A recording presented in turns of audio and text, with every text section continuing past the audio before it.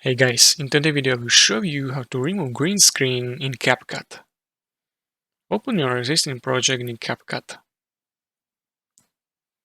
Import video with the green screen that you want to use and overlay. Drag green screen video on the timeline. Position green screen video where you want to it overlay on an existing video. Click on the green screen video to select it. In the top right, select Cut Out option. Toggle on Chroma key to active green screen removal. Click on the Color Picker tool next to Chroma key.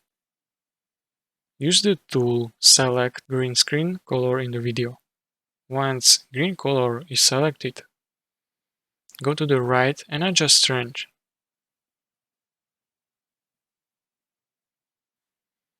Find the right strength value where green screen is removed without affecting desired image. Optionally, you can add shadow effect to enhance visual appeal. Now playback video to preview results. If needed, make further adjustment to Chroma key settings to achieve desired look.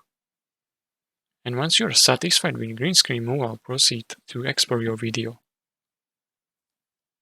And there you have it. If you found this tutorial helpful, please consider subscribing and liking video.